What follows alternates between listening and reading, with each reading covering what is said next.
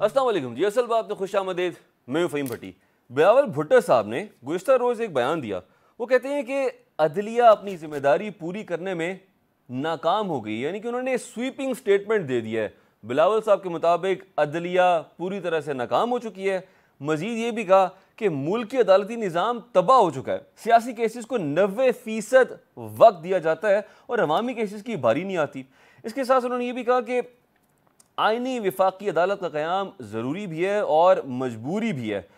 अच्छा, अब वाज़े पैगाम है कि पाकिस्तान पीपल्स पार्टी कन्विंस्ड है और फैसला कर चुकी है कि आईनी अदालत हम बना के ही रहेंगे।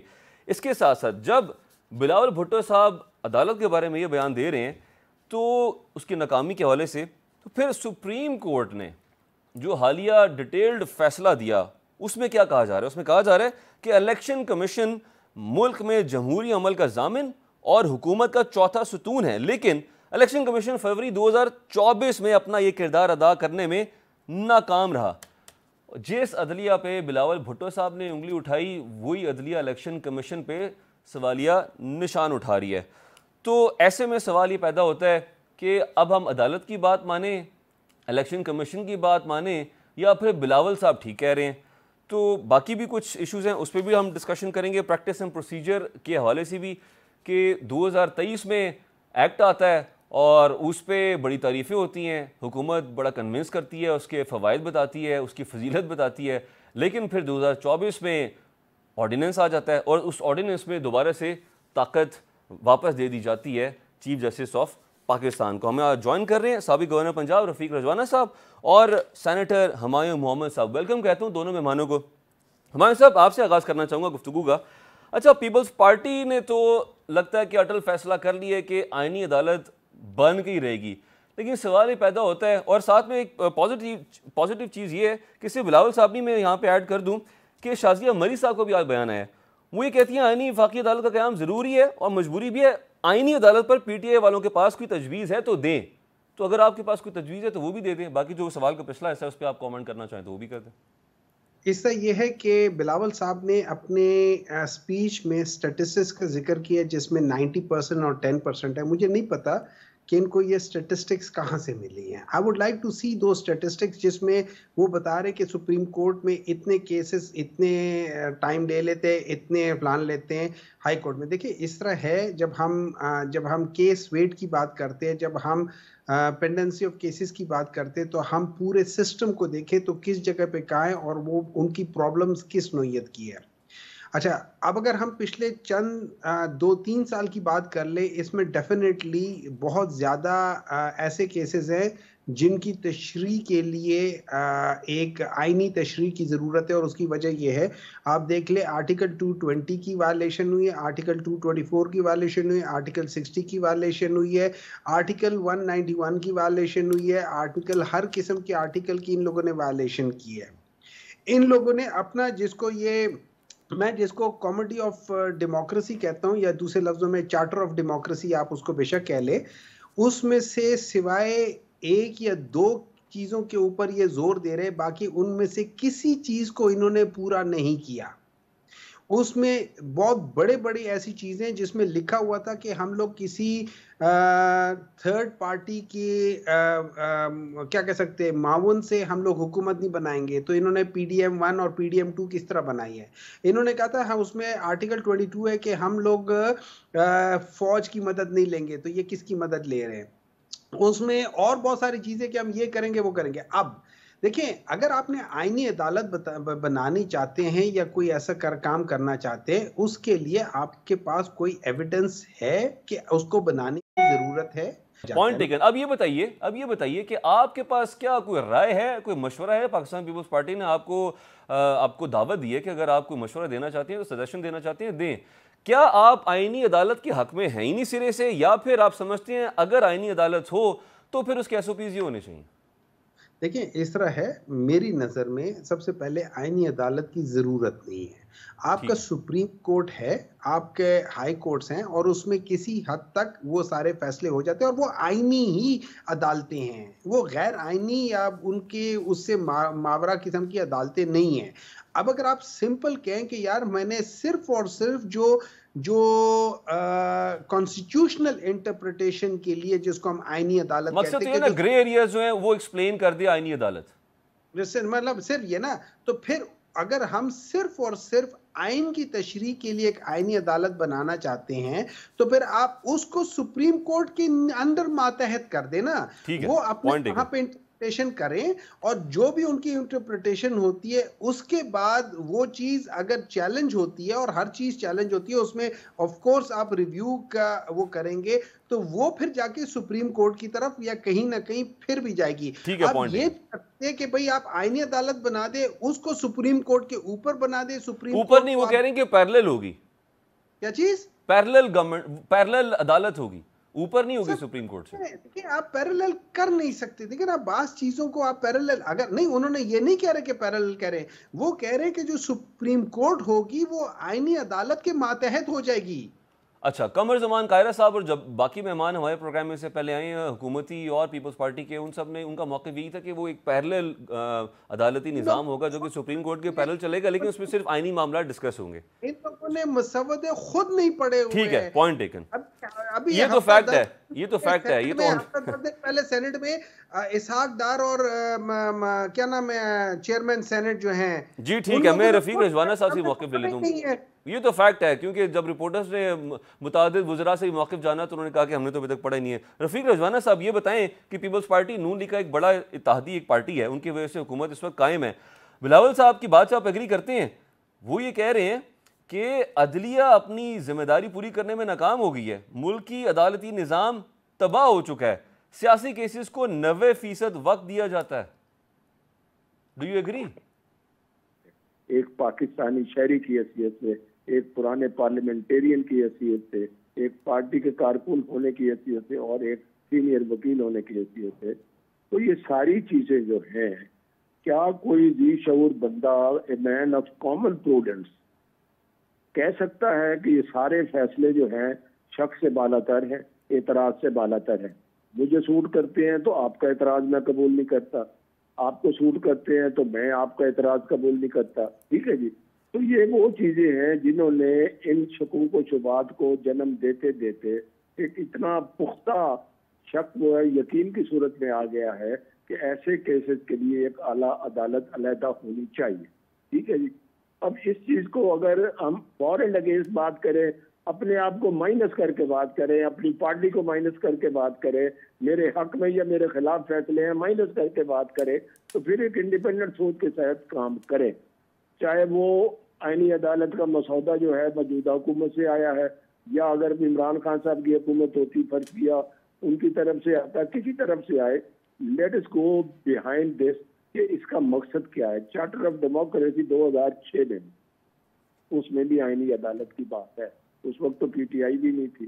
ठीक है जी। उस वक्त मतलब और जमातें जो थी लेकिन सीओडी के बाद आपको भी तो हुकूमत आई, रजवाना साहब, नून लीग की हुकूमत आई, उसके बाद मल्टीपल टाइम्स आपको मौके मिले, तो तब आपने उस पर अमल दरामद क्यों नहीं किया? उस मैं बताता हूँ आपको। उसके बाद कोई फैसले ऐसे बाद में आए तो उसकी नौबत ही नहीं आई। अगर अब आई है, सुने, अगर कोई बेहतर काम किया जा रहा है तो मैं ये कहता हूँ कि मसौदा जो भी उसका ड्राफ्ट है ना जी, तो रफीक साहब, मैं कथा कलामी के लिए माजरत, आप इससे एग्री करेंगे कि टाइमिंग बड़ी इंपॉर्टेंट होती है सियासी फैसले करने में और आईनी तरमीम करने में। जब आपके पास, इसका मतलब है नजरिया ज़रूरत आ गया ना, अभी हुकूमत को महसूस हुआ कि फौरी तौर पे ऐसा इकदाम करना चाहिए, चूंकि सुप्रीम कोर्ट से हुकूमत के हक में फैसले नहीं आ रहे एज पर गवर्नमेंट का जो ओपिनियन है, आपको ऐसे लगता है, तो फिर आपने सोचा कि अब आईनी अदालत होनी चाहिए इस मौके पर? टाइमिंग की बात नहीं है, हालात और वक्त की जरूरतें भी होती हैं और चाहिए भी चाहिए। अब बात यह है कि ये आईनी अदालत बंद तो नहीं हुई, नंबर 1।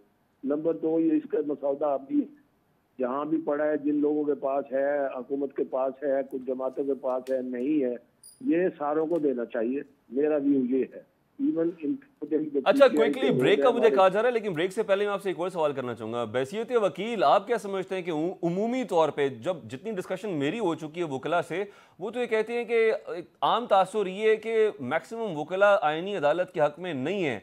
आपकी भी राय सेम है क्या? ठीक है, मैं तो कहता हूँ अगर सुप्रीम कोर्ट दुरुस्त सिमत में फैसले करे, बसद माजरत, ठीक है जी, 63A का जो फैसला हुआ, पनामा केस का फैसला हुआ, जुल्फिकार अली भुट्टो साहब का फैसला, जो मैंने अर्ज किया है, मौलवी तमीम का फैसला, जी सारे, अगर ये सारी चीजें अदलिया के उन फैसलों पे जिन पे उंगलियां उठाई जाती हैं, पब्लिक प्रॉपर्टी हो जाती है फैसलों के बाद, जिन पर एतराज उठाया गया, इन सारी चीजों ने, सारे फैसलों ने इस बात को जन्म दिया है। अगर ये बातें ना हो तो शायद ये बात आती भी नहीं। पॉइंट टेकन जी। यहाँ पे ब्रेक का वक्त हुआ चाहता है, हमारे साथ ही रहिए। वेलकम बैक जी। एडीबी, एशियन तरक्याती बैंक, जो एशियाई तरक्याती बैंक, उसी की रिपोर्ट आई है। उसने कहा है कि पाकिस्तान की मईशत से मुतालिक जारी करदा रिपोर्ट के मुताबिक माली साल 2024 में पाकिस्तान की माशी तरक्की की शरह 2.4% तक, जबकि माली साल 2025 में GDP की शरह 2.8% तक होने का इम्कान है। और साथ में फिर जो आउटलुक रिपोर्ट है उसमें ये भी कहा गया कि हुकूमती अखराजात में कमी, निजी शोबे को फ़रोग देना भी पाकिस्तानी मईशत के रुझान में बेहतरी की शर्त होगी। महंगाई की शरह 2023 तक 29% थी और 2024 में कम होकर 23.4% पर आ चुकी है। तो हुमायूं साहब, जो फैक्ट्स एंड फिगर्स सामने आए हैं एशियन डेवलपमेंट बैंक के, एशियाई तरक्याती बैंक के, वो तो मुस्बत रुझान दिखा रहा है।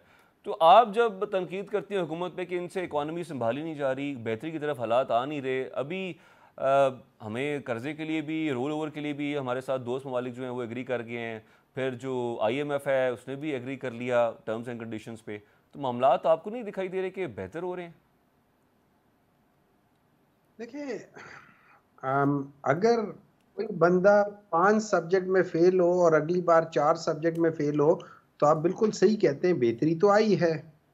अगर 4 सब्जेक्ट के बाद वो 3 सब्जेक्ट में फेल हो जाए, 2 में पास हो जाए, तो बेहतरी तो आई है। तो क्या ये पहले से बेहतर हुए? हाँ, पहले से हालात बेहतर हुए। क्या ये 2022 जो आप ये समझ ले मार्च अप्रैल 2022 से हालात बेहतर हैं? उससे बहुत बुरे हैं। क्या जितनी एक्सपोर्ट, क्या जितनी रेमिटेंसेस, क्या जितनी टैक्स कलेक्शन, क्या जितनी सारी चीजें हर लिहाज से, लार्ज स्केल इंडस्ट्रीज, टेक्सटाइल की ग्रोथ, हर चीज, क्या उसके मुकाबले में आज हम बेहतर हैं? हम उसके मुकाबले में आज बहुत पीछे हैं। क्या जॉबलेसनेस, क्या पाकिस्तान से ब्रेन ड्रेन, क्या पाकिस्तान से हर चीज 2021 के या 2022 मार्च अप्रैल के मुकाबले में आज बेहतर है? बहुत बुरे हालात हैं। तो अगर हम उस कंपैरिजन उस लिहाज से करें तो बहुत बुरे हालात है। ये याद रखिए, मैं आपको एक चीज समझाना चाहता हूं, और मैं फैक्ट्स एंड फिगर्स में इधर उधर की नहीं मारता। जी हाँ। पाकिस्तान की पॉलिटिकल हिस्ट्री में आज तक किसी पॉलिटिकल पार्टी ने अपने टेन्योर में एक से ज्यादा मर्तबा 6 GDP को टच नहीं किया। जो हाईएस्ट टच हुआ है वो एक मर्तबा हुआ है, और वो PMLN ने किया है 2013 और 18 के दरमियान में, और वो भी तब किया है जब मियां नवाज शरीफ को निकाल दिया गया था। जब तक वो थे 4.8 4.9 तक था, जब उनको निकाल दिया था तो 5.3 हुआ, और उसके अगले साल 5.8 या इस तरह हुआ था, 5.9 या समथिंग हुआ था, 6 नहीं हुआ था। पाकिस्तान तहरीक इंसाफ वो वाहिद पॉलिटिकल पार्टी है जिसने 4.25 सालों में उनके जो इकोनॉमिक सर्वेज आई हैं, एक में 5.97, एक में 6.2 GDP शो किया है। तो अगर आप उस लिहाज से देखें तो Pakistan Tehreek Insaf is the only political party जिन्होंने बहुत सारी चीजें की। हाँ, हमारे बात चीजें कोविड, अच्छा इसमें ये याद रखें, इसमें आप कोविड को मत भूलना, जिसने पूरी दुनिया में तबाहियां फैला दी थी, उसके बावजूद पाकिस्तान बहुत बेहतर हो गया था। जो इंग्लैंड की और इधर उधर मुख्तलिफ किस्म की यूनिवर्सिटीज थी, वो अपने स्टेटिस्टिक्स बताती थी, जैसे बिलावल भुट्टो बता रहे हैं कि अगर पाकिस्तान ने लॉकडाउन नहीं किया तो पाकिस्तान में 1.5 लाख अमवात दिन की होंगी। लेकिन इमरान खान ने जो डिसीजंस लिए उसमें एक्चुअली पता चला कि that was the best way of treating, क्या कह सकते हैं, कोविड को, कि आपने मैनेज किया, आप ये कहना चाह रहे हैं? एग्जैक्टली ठीक तो है। अगर हम स्टेटिस्टिकली देखें तो पाकिस्तान तहरीक इंसाफ के 4.25 साल पाकिस्तान की किसी भी पॉलिटिकल पार्टी की जो जो परफॉर्मेंस है उसमें सबसे बेहतरीन परफॉर्मेंस है। अच्छा, उसमें मैं उसमें एक और चीज भी कर लेता हूँ। मैं 3 साल मतलब 3 मुख्तलिफ सूबे, पंजाब, सिंध और केपी, 2013 से 2018 के दरमियान में, जिसमें एक में पंजाब में PMLN, एक में पीपल्स पार्टी और एक में खैबर पख्तूनख्वा में पाकिस्तान तहरीक इंसाफ था। वहां पे पंजाब में 5.2 जीडीपी से ये स्टार्ट हुए और एंड 4.3 या 4.4 पे ये लोग रुके। और पाकिस्तान जवाब ले लेता हूं जी। 4.8 से स्टार्ट हुई, 6 को टच करते हुए 5.8 पे गई है। और सिंध एज यूजुअल 3.2 से लेके 2.8 या 2.7 पे जाके ये खत्म हुई है। तो at the end of the day आप जितने भी स्टैटिस्टिक्स देख लें वो हैं। हाँ, ये लोग क्या करते हैं, ये लोग फिगर्स को फज करते हैं, और इसके बारे में खास तौर पे इसहाक डार साहब के बारे में इवन IMF के ये ऑब्जर्वेशंस है कि वो फिगर्स के साथ फज कर। ठीक है रजवाना साहब, एक तो मैं आपसे, वक्त कम है, 2 सवाल एक साथ ही कर लेता हूँ। पहले कि मरीम नवाज साहिबा ने खिताब किया और उन्होंने कहा कि मैं भी बढ़के लगाने वालों में से हूँ, तो आज कहूँ कि फ़लाँ सूबे में जाकर जलसा जलाओ घिराओ करने लगी हूँ, काम कुछ करना नहीं, गाली निकालनी है, जब मुंह खुले गलाजत के ढेर कहना शुरू कर दें। आप नहीं समझते कि हम ये नहीं कह रहे गंडापुर साहब, मुझे पता है उसका जवाब क्या आएगा, लेकिन मैं ना गंडापुर साहब को जस्टिफाई कर रहा हूँ, ना मैं कहता हूँ जिस तरह की ज़बान वो इस्तेमाल करते हैं उनको करनी चाहिए।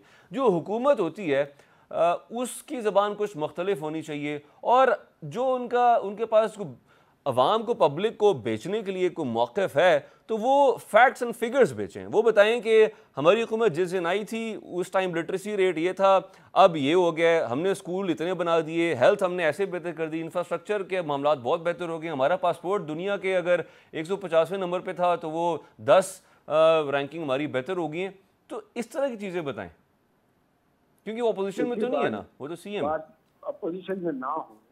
अगर अपोजिशन ट्रेजरी बेंच पे हुकूमत वक्त पे एतराज करे और फिर कुछ लोग, मैं अपोजिशन को एज ए होल नहीं कह रहा, कुछ लोग, उनमें पता नहीं, अब मैं नाम लूँ तो शायद अच्छा नहीं लगेगा, कुछ लोग जो जबान इस्तेमाल करते हैं सख्त माजरत के साथ, तो उनका जवाब तो देना पड़ता है। ठीक है जी। अगर उनका जवाब न दे, जिस तरह सोशल मीडिया और मीडिया बड़ा एक्टिव है, तो वो खामोशी जो है वो सियासी तौर पर नुकसानदेह होती है, नंबर 1। नंबर 2 बात ये है, हम तो काम पे लगे हुए, यहाँ अदम एतमाद हुआ, काम करने की बजाय इंतशार पे लग गए।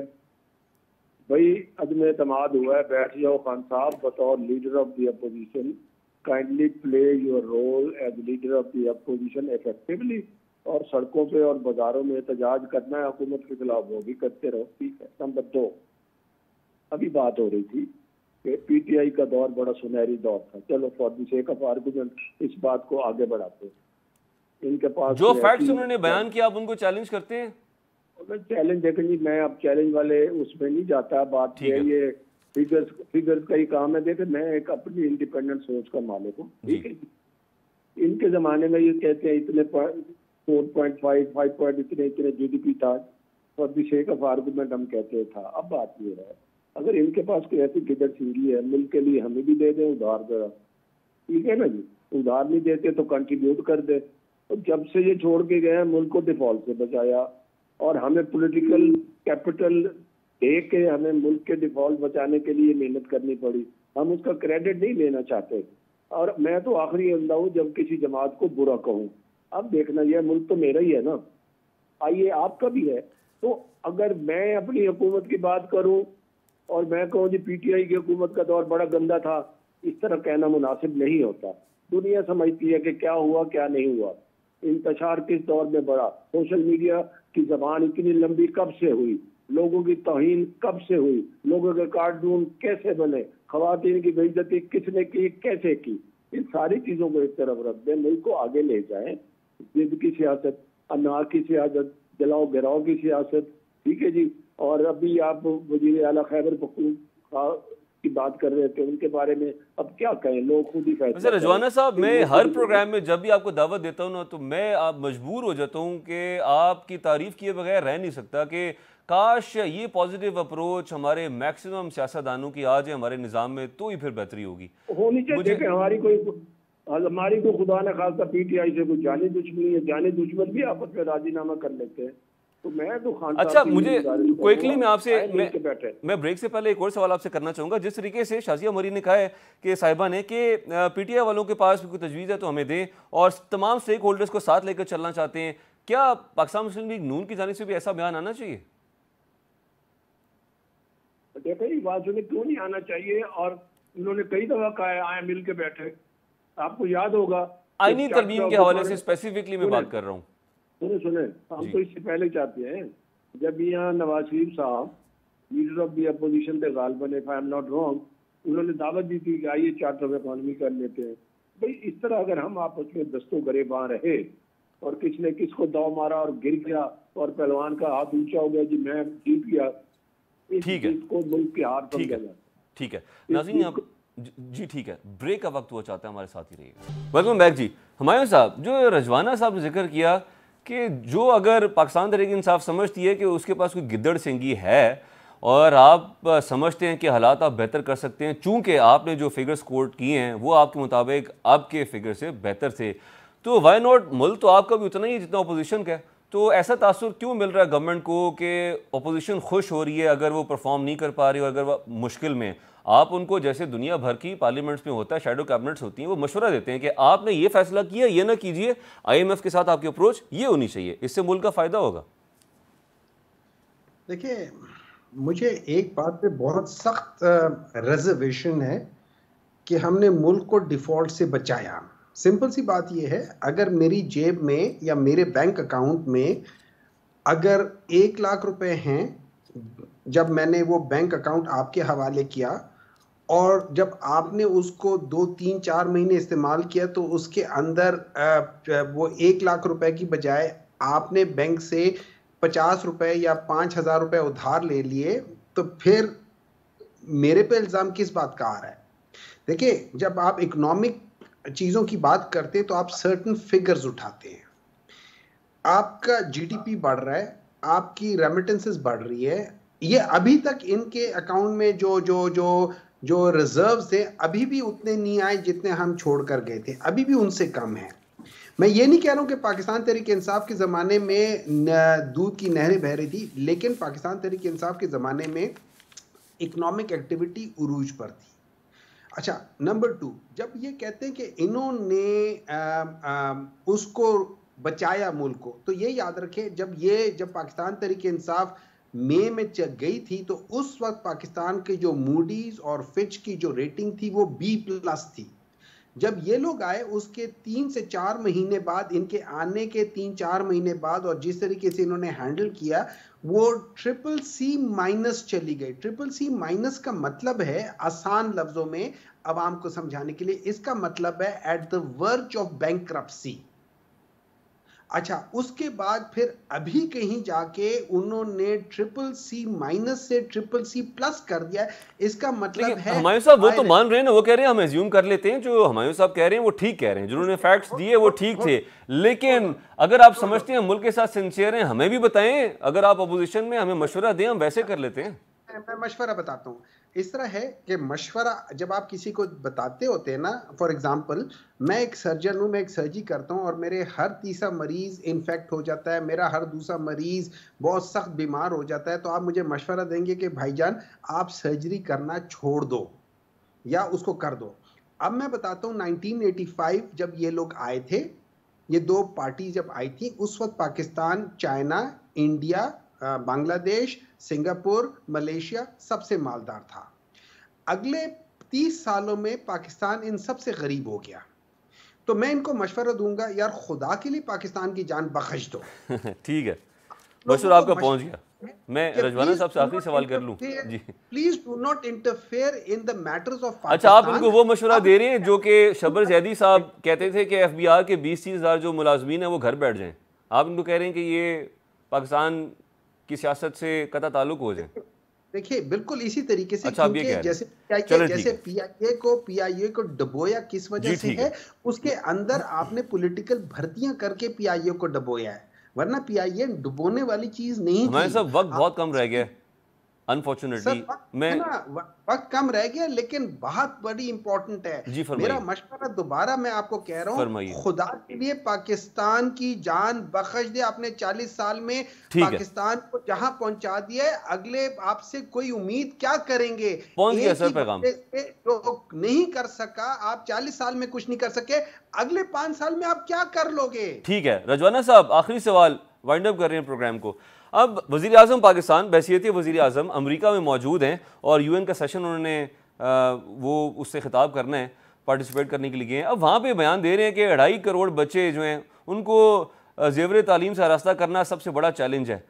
ये ठीक है, हमारा मसला है, हम भी अपने प्रोग्राम में मल्टीपल टाइम डिस्कस कर चुके हैं, बिकॉज उर्दू मीडियम में हम प्रोग्राम कर रहे हैं, इंटरनेशनल मीडिया भी नहीं है, ज़ाहिर है अंग्रेज़ी में तो कोई फॉरेनर्स नहीं सुन सकते, देख सकते।